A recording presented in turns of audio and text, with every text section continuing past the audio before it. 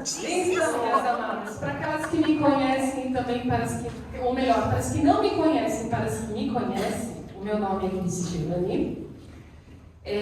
Eu sou a esposa do Maico, a mãe da Manu e da Gabriele e a sogra do Tobias. Essa é a nossa grande pequena família. E é um privilégio muito grande poder estar aqui, não só no meio de vocês, mas estar aqui podendo falar em nome do Senhor. E quando ela colocou o desafio lá para mim trazer a mensagem, há alguns anos eu coloquei no meu coração um propósito que quando viesse um convite, eu nunca queria negar ele.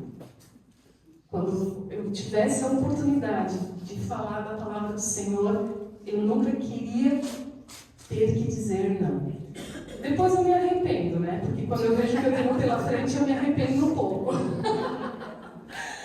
Mas é uma graça e uma misericórdia a gente poder ter o privilégio de poder falar com liberdade num país que a gente nunca pode falar. Tem muitos irmãos nesse momento que não têm isso e não podem nem estar sentados como nós estamos. E eles podem estar fazendo isso. Mas eu tenho a tarefa nessa manhã de estar conversando com vocês sobre desafios e crescimento. E a gente já vem vindo conversando aí, né, ao longo da semana sobre uma série de coisas. E eu acho que já é unânime. Opa, puxei tudo aqui. Já é unânime entre nós. Só um pouquinho. As coisas da tecnologia que quando precisa. Que já é unânime entre nós que a vida muitas vezes é difícil, não é? A gente muitas vezes tem desafios pela frente, situações que a gente não sabe o que fazer. E que a gente também já chegou à conclusão, só um pouquinho, Paula, tá dando um revés aqui, eu não sei se isso vai dar um probleminha. Vai, né? Eu imaginei, por isso que eu chamei aqui. Acho que vai. E não é no cabelo. No cabelo é boa, né? Priscila. Aí, pronto. Não, tá ótimo. Não, é que a ideia era do crachá para parar, mas ele não ficou parado. Né? E a conclusão que a gente chega com isso é que do lado de cá do paraíso, do lado de cá do jardim, o que nós recebemos depois da nossa queda, da nossa escolha de não querer obedecer a Deus, é que as coisas são difíceis. E talvez, as coisas até vão aumentar. As dificuldades até vão aumentar. E aí você deve estar se perguntando assim, puxa vida, né? Que jeito bom dela estar começando uma mensagem sobre crescimento, né? Dizendo que a coisa talvez não vai melhorar, né? Mas deixa eu te dizer uma coisa. Talvez não vai melhorar do jeito como a gente quer, como você quer, como eu quero. Mas ela talvez vai ser da forma como ela precisa acontecer dentro do plano do Senhor. Na Bíblia, e isso a gente vai estar vendo durante essa manhã também, e nós já vimos desde a segunda-feira com a mensagem da Z, um pouco sobre a Trindade. A Lu ontem enfatizou muito, né? Esse Deus triuno, esse Deus, vou usar uma palavra que não sei se é tão logicamente boa, mas esse 3 em 1. Mas nós temos lá, fomos apresentadas ao Deus Criador, aquele que criou um jardim, aquele que criou tudo, do nada, ele se fez tudo. Ontem a gente teve um contato mais íntimo com o Deus Salvador, a comunhão que a gente pode ter através da oração, que por causa dele a gente pode ter de novo esse livre acesso ao Pai. E hoje a gente quer conversar um pouquinho mais sobre esse Deus Consolador, que é o Espírito Santo. E na Bíblia, o Espírito Santo ele aparece muitas e muitas vezes sob formas. Ele aparece como fogo, como água, como vento, como óleo, como uma pomba, diversos elementos. Mas, gente, Isso são formas que aparecem. Ele não é isso. Não é isso. O Espírito Santo não é isso. Ele se apresenta sobre essas formas, mas não é isso. E o nosso primeiro desafio dessa manhã é entender que o Espírito Santo é Deus. Ele tem a mesma essência, os mesmos atributos que o Deus Pai e o Deus Filho.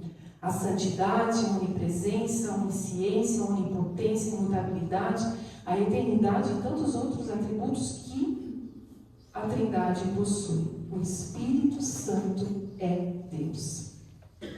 E a gente viu que, acabamos de falar, que se a Trindade, se o Espírito Santo tem os mesmos atributos que Deus Pai e Deus Filho, o que eles têm então de diferente? E aqui é uma coisa muito importante que talvez a gente não se dá conta. Eles são o mesmo, têm a mesma essência, mas eles têm obras diferentes, obras características diferentes. A do Deus Pai é a criação, a do Deus Filho é a cruz, e a do Deus Espírito é a igreja. E a gente vive em tempos extremistas, né, onde as pessoas tentam controlar Deus. A gente muitas vezes tenta ordenar tanto o Pai, quanto o Filho, quanto o Espírito e moldar a eles a nossa própria vontade, os nossos interesses. E muitas vezes essa crença no Espírito Santo, ela se torna algo místico.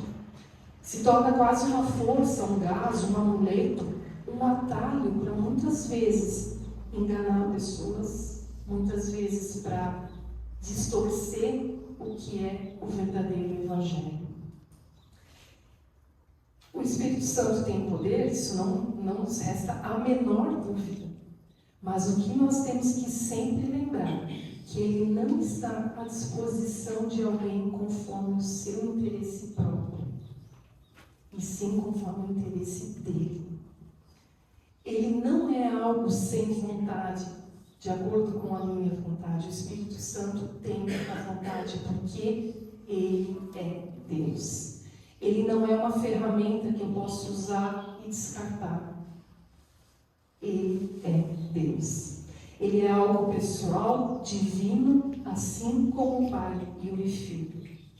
O Espírito Santo, sendo Deus, ele é impossível colocar dentro de uma cápsula, encapsular, colocar dentro de uma caixinha e pensar que eu posso controlar.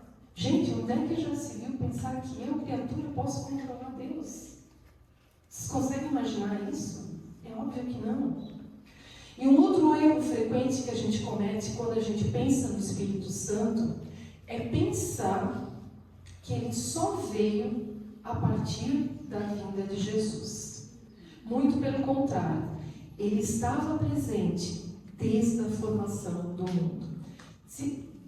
Deixa eu só fazer um parênteses aqui. A gente vai abrir diversos versículos, tá? Eles todos vão estar projetados e quando eu pedir a gente abre a nossa Bíblia, para ganhar um pouquinho de tempo nesse sentido, porque realmente são alguns, ok? Então agora vai estar projetado, quem quiser abrir também pode, é óbvio. Mas lá em Gênesis 1, versículo 1 e 2 diz assim: No princípio criou Deus os céus e a terra. A terra, porém, estava sem forma e vazia. Havia trevas sobre a face do abismo, e o Espírito de Deus pairava por sobre as águas. O relato da formação do mundo é o atestado da existência da Trindade. Nos primeiros 2 versículos da Bíblia, a gente vê que a Trindade estava presente desde o início. O Pai como Criador de tudo, o Filho, que lá em João diz, no princípio era o Verbo, e o Verbo estava com Deus, e o Verbo era Deus, e o Espírito pairando sobre as águas. E durante todo o Antigo Testamento, a gente vê a ação do Espírito de Deus, mas sempre de uma forma pessoal e pontual. E eu queria compartilhar com vocês alguns exemplos. O primeiro deles está lá em Juízes 6:34, quando Gideão destrói o altar de Baal, e diz assim: Então o Espírito do Senhor revestiu a Gideão, o qual tocou o rebate, e os almesritas se ajuntaram após ele. Um outro momento muito legal que eu achei impressionante e tem a ver com a capacitação que o Espírito Santo dá com seus dons, é quando Deus chama a Bezalel para decorar o tabernáculo. E esse texto está lá em Êxodo 31, 2, 5. E eu lembrei de ti com relação à decoração, eu achei isso fantástico. Que diz assim, tantas outras que gostam disso, né? Eis que chamei pelo nome Bezalel, filho de Uri, filho de Ur, da tribo de Judá. E o enchi do Espírito de Deus, de habilidade, de inteligência e de conhecimento em todo o artifício, para elaborar desenhos e trabalhar em ouro, em prata, em bronze, para a lapidação de pedras de engaste, para entalho de madeira, para toda a sorte de lavores. Era para decorar o tabernáculo. Olha que coisa legal. O Espírito capacita com dons. Um outro momento também que é muito, muito bonito na Bíblia é quando Davi é ungido rei sobre Israel, né?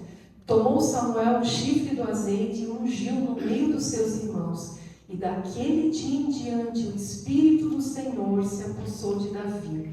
Então Samuel se levantou e foi para Ramá. Isso está lá em 1 Samuel 16, 13.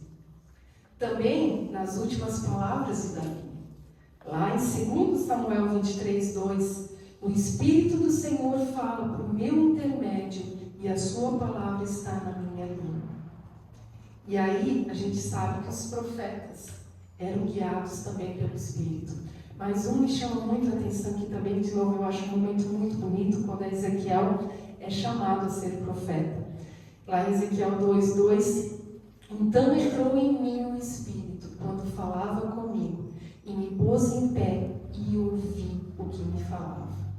E tem tantos outros exemplos. A Zé lembrou hoje de manhã, né, da passagem de Joel, no Antigo Testamento, mas de novo, observem, é como uma pessoa, é pessoal, é aqui, naquele momento da história.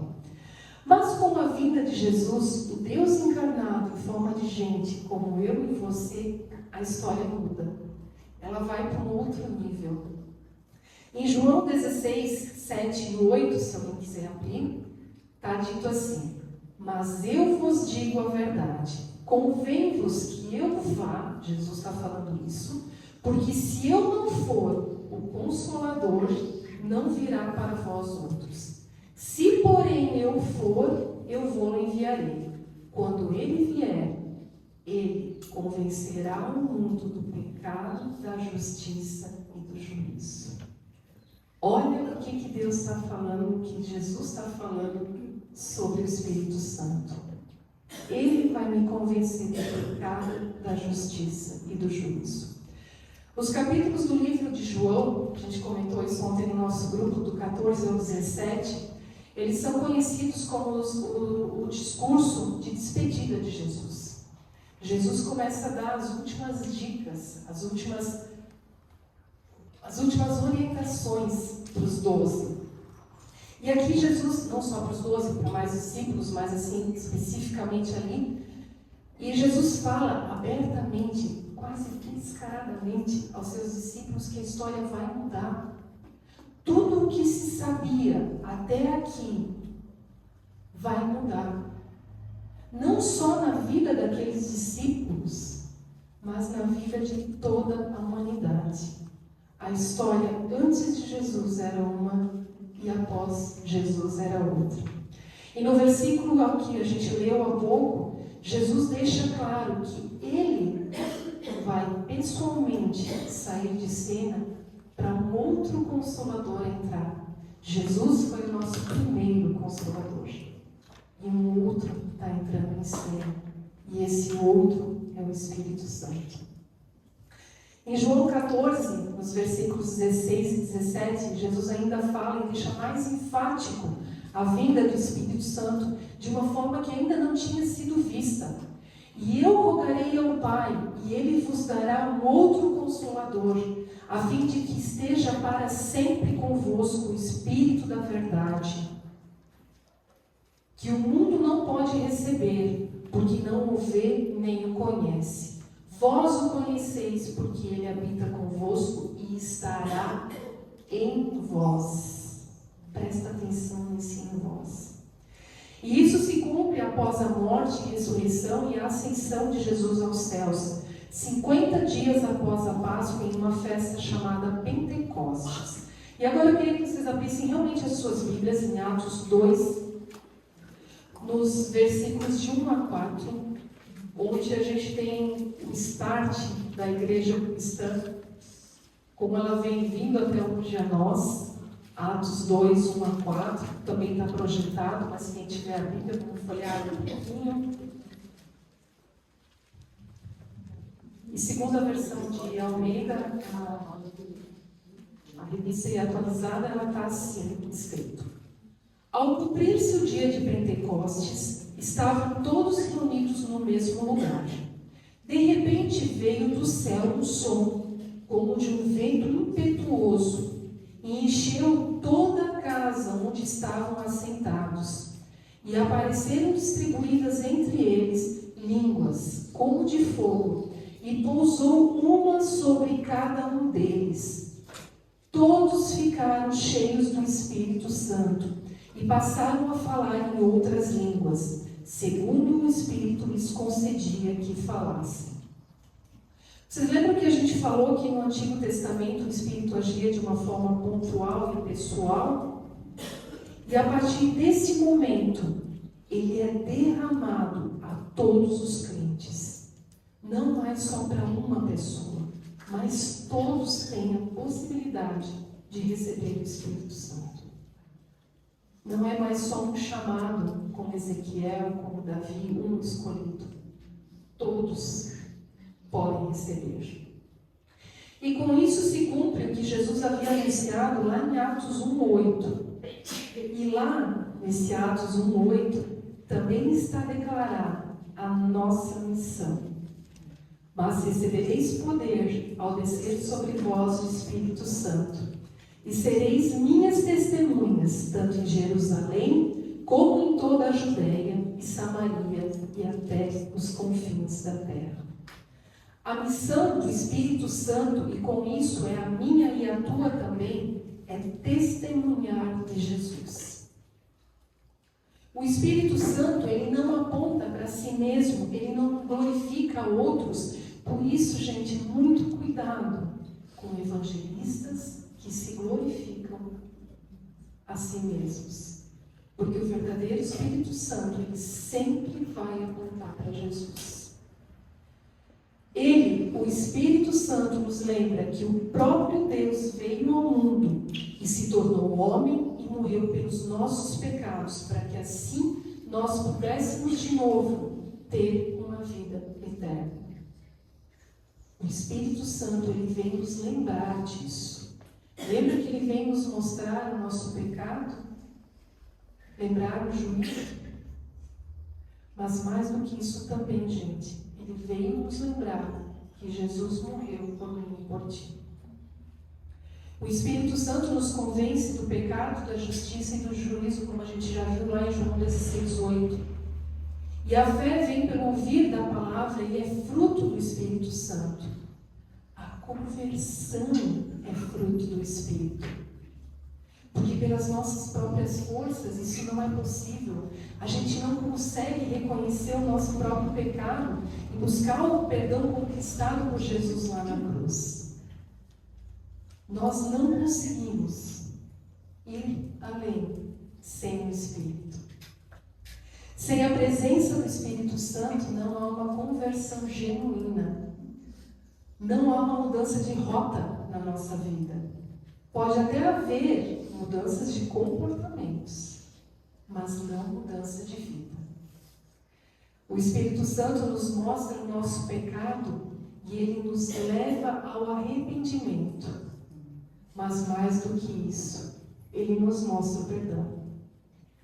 Só através dele entendemos que o sacrifício de Jesus por nós é a demonstração palpável, visível e imerecida do amor de Deus para conosco na cruz.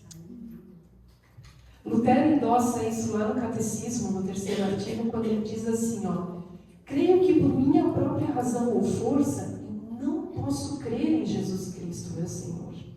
nem vir a Ele. Mas o Espírito Santo me chamou pelo Evangelho, iluminou-me com seus dons, santificou-me e conservou-me na verdadeira fé. Eu não consigo pela minha própria força. Não posso. Porque vou mudar comportamento. Não vou mudar rota. Eu preciso pedir ao Espírito Santo que haja uma conversão genuína na minha vida. E tem um outro resultado na nossa vida. Deixa eu só fazer aqui. Que além da conversão, que também é a santificação. O Espírito Santo também nos santifica. E o que é ser santo? Santificação vem de ser santo, né? É ser separado, consagrado para Deus. A partir do momento que nós mudamos a rota da nossa vida, a partir do momento que nós nos convertemos ao Senhor, nós escolhemos ser separados para Ele. E ali a gente começa a querer se tornar santos.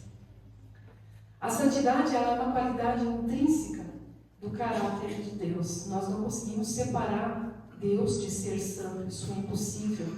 E como filhas, nós somos chamados a refletir essa santidade na nossa vida. Somos declaradas santificadas por termos os nossos pecados reconhecidos, arrependidos e perdoados. E por querermos continuar essa jornada. A santificação, ela precisa ser um processo diário da nossa conversão, da mudança de rota na nossa vida. É um crescimento onde dia a dia somos chamadas a ser transformadas e moldadas em nossos comportamentos e pensamentos pelo Espírito Santo, para nos tornarmos cada vez mais parecidas com Cristo. E essa conversão, essa busca por santidade, essa busca diária na nossa vida, ela precisa dar frutos visíveis na nossa vida. Ela precisa frutificar na nossa vida. As pessoas precisam ver em nós os frutos do Espírito. Lá em Gálatas 5, 22 e 23, a gente tem uma lista que eu acho que todo mundo já ouviu falar nessa listinha, né? E ela é bem especial, mas o fruto do Espírito é amor, alegria, paz, longanimidade, benignidade, bondade, fidelidade, mansidão, domínio próprio. Contra essas coisas não há lei. Adianta eu querer dizer que mudei de vida e continuar uma destemperada? Adianta eu querer dizer que mudei de vida, mudei a rota da minha vida e não ser fiel? Não praticar a bondade? Não ser mansa? E falei baixinho.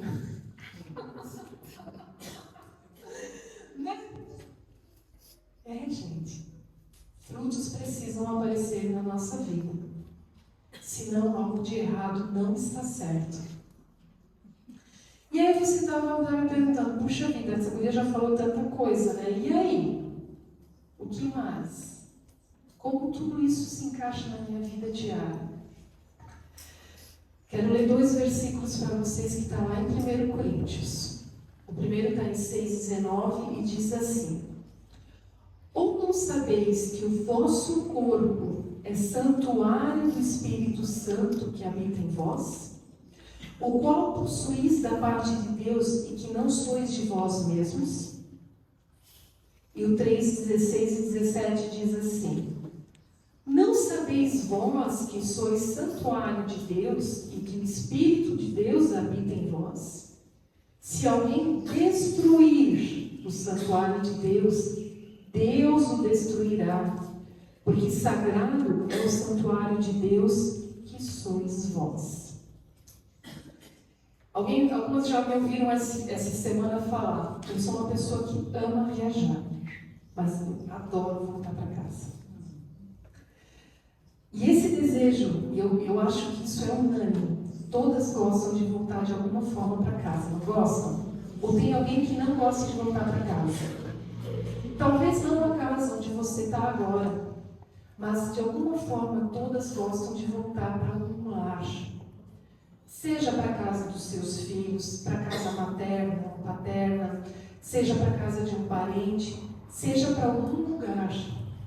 E esse desejo de nós estarmos em um lar, nós estarmos em uma família, é uma das características de nós termos sido criados por Deus. Pensando, porque Deus pensou, quando nos criou, em formar um lar e uma família conosco. Nós fomos criadas para habitar um jardim, ter uma família lá, onde Ele andava do nosso ladinho. E o desejo de Deus sendo executado do início ao fim da Bíblia, de Gênesis ao Apocalipse, é fazer casa com o seu povo. É estar em uma casa onde nós poderíamos estar juntos, desfrutando de um relacionamento face a face, de uma comunhão completa e infinita com o Criador, com o Filho e com o Espírito.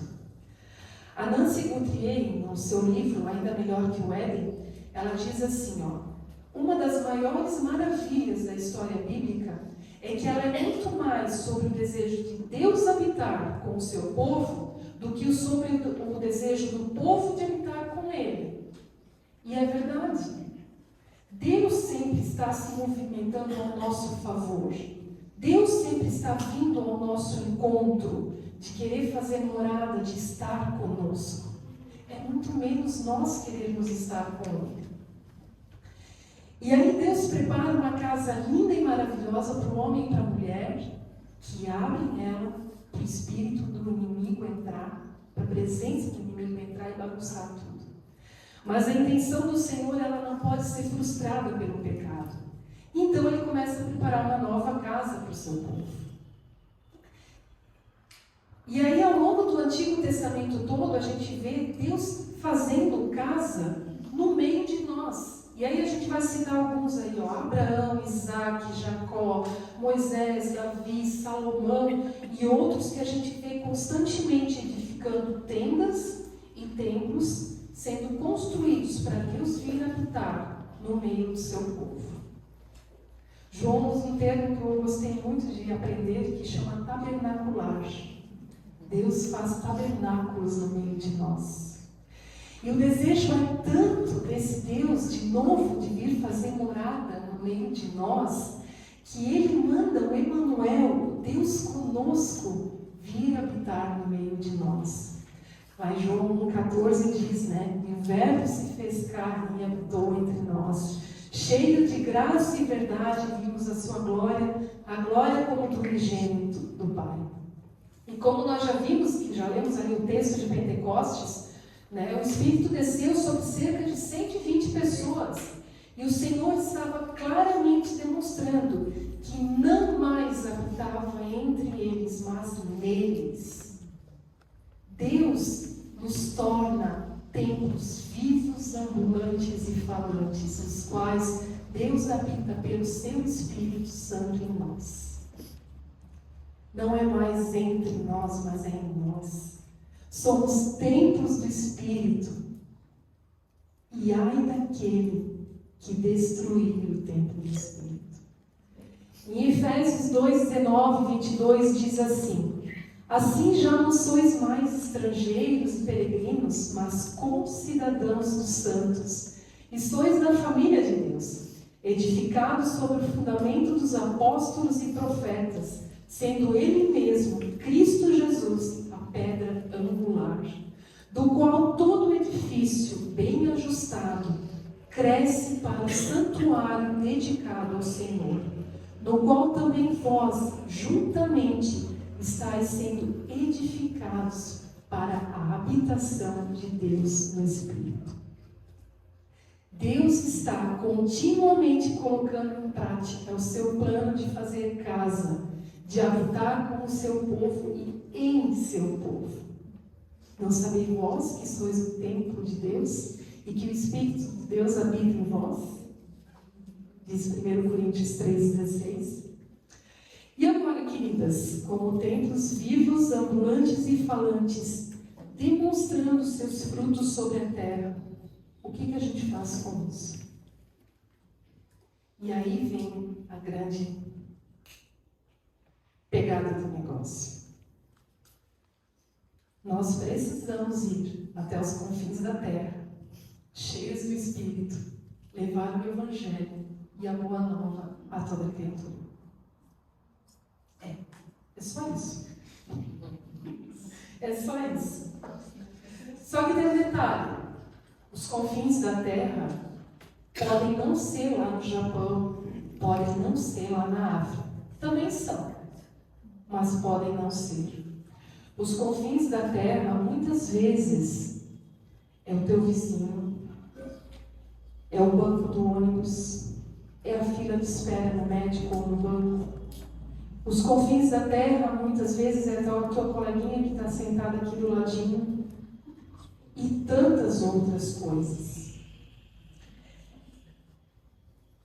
Nós precisamos, sim, levar o Evangelho a toda criatura. Mas muitas vezes não é só falando. Muitas vezes não é assim. É colocando os dons que o Espírito me dá com o meu servir. E o que eu tenho para servir? Lembra que eu falei, né, que o Espírito Santo nos capacita com seus dons, né? E a melhor forma da gente honrar esses presentes que a gente recebe, que são os nossos dons, é colocar eles em prática. Então, alguns Deus chama para falar, mas alguns Deus chama simplesmente para arrumar o banco da igreja. Outros Deus chama para profecia, para ministério, para ensino, para exortação, contribuição, liderança, misericórdia, sabedoria, conhecimento, fé, cura. E tem uma lista enorme nesses textos que estão ali. E, queridas, anotem esses textos e olhem eles em casa. Tarefa para cada uma de vocês. Mas o que eu acho espetacular em toda a história é que o nosso Deus é um Deus dono da criatividade. Porque se o teu dom não está nessa lista, com certeza você tem um. E aí entra a tua vontade de pedir para o Espírito Santo te mostrar qual é o dom que você tem para servir nessa igreja. E nessa igreja que eu quero dizer, não é uma denominação, é essa igreja, corpo de Cristo. Essa grande igreja invisível, onde nós nos juntamos a pessoas lá do outro lado do mundo. Como nós nos estamos juntando aqui, gente de tantos lugares. Isso é corpo de Cristo. Tantos lugares, tantas pessoas diferentes com o mesmo objetivo. E nós precisamos lembrar que tem tantos que precisam fazer parte disso, que precisam ter esse Espírito Santo e esse Deus maravilhoso morando, fazendo morada dentro de si. Nós precisamos levar esse Deus maravilhoso, esse Evangelho, essa boa nova a essas pessoas que não conhecem. E nós precisamos lembrar que a cada dia nós precisamos buscar a santificação com o Senhor. Talvez durante esse retiro você aceitou ou vai aceitar Jesus como Senhor e Salvador da tua vida. E amém e aleluia. Mas isso é só o começo da jornada. Isso é só o começo. Você precisa permanecer. Permanecer. Todo dia. Todo dia. Nós precisamos continuar. Porque a santificação, lembra que eu falei, ela é um processo diário. E o Espírito nos capacita, nos orienta diariamente. E ele também aponta as minhas falhas e os meus defeitos diariamente.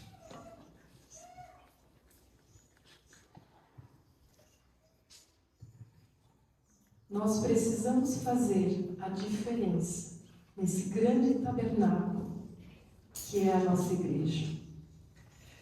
Precisamos também lembrar que, como nós somos templo do Espírito, tabernáculo do Senhor, vivo, ambulante, falante, nós precisamos cuidar dele. Não adianta eu ganhar um presentaço desse e quebrar ele na primeira hora, não rola, não dá. Nós precisamos comer de forma saudável, fazer atividade física, ter uma qualidade de sono, praticar coisas que me dão prazer, hobbies, artesanato, leitura, música, cozinhar, passear, deixar os nossos exames, nossa saúde ali, essa parte da saúde em dia. E principalmente, também, praticar as nossas disciplinas espirituais, porque elas também são para o nosso corpo. Meditar, a gente viu com a Paola, é uma parte fundamental para a nossa mente. É saúde mental que a gente está trabalhando. Decorar um versículo trabalha áreas do nosso cérebro que vão nos prevenir de Alzheimer, gente. Sério. É importante. Nós precisamos cuidar. Ganhamos um presentaço desse e a gente precisa aproveitar ele até a hora que ele vai ser de novo tomado pelo Senhor.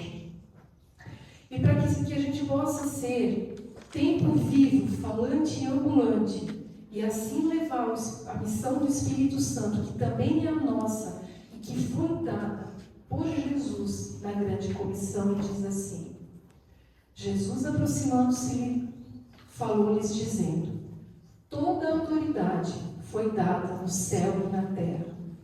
Ide, portanto, fazei discípulos de todas as nações, batizando-os em nome do Pai, do Filho e do Espírito Santo, ensinando-os a guardar todas as coisas que vos tenho ordenado. E eis que estou convosco todos os dias até a consumação dos séculos. Nunca estaremos sozinhos. Nunca ficamos sozinhos. Nunca. E aquilo que a Luciane falou ontem na sua mensagem, permanecer. É isso. Nós não estamos sozinhos. Nós só precisamos ficar grudadas no galho. Essa é a nossa tarefa. Permanecer. Amém? Amém. Vamos achar nossa cabeça. Querido amado Senhor, nós queremos te louvar e te agradecer por essa manhã tão especial. Obrigado de novo que tu nos lembras, Senhor, que nós não estamos sozinhos e que a presença do teu Espírito é constante no meio de nós. Obrigado, Senhor, que tens também nos capacitado, nos orientado, também nos mostrado, Senhor, como muitas vezes somos falhas e ainda precisamos muito, Senhor, da tua correção.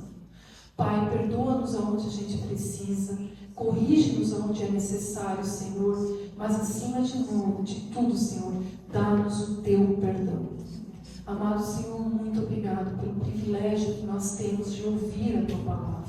Obrigado, Senhor, porque tu nos faz templos vivos de ti, Senhor, que não estás mais entre nós, mas em nós. Muito obrigado. Amado Senhor, nesse momento também nós queremos te entregar tudo, Senhor, que não está bom na nossa vida. Tudo aquilo que está lá guardadinho, lá atrás, Senhor, no fundinho do nosso coração, colocamos aos teus pés. Na certeza, Senhor, de que tu sabes o que fazer com isso. Amado Senhor, também estejas conosco durante esse dia, com toda a programação que ainda acontecerá. E de uma forma muito especial, permita, Senhor, que a gente possa permanecer contigo. No nome do teu Filho Jesus, é que nós oramos, te agradecemos e clamamos por ti. Amém. Amém.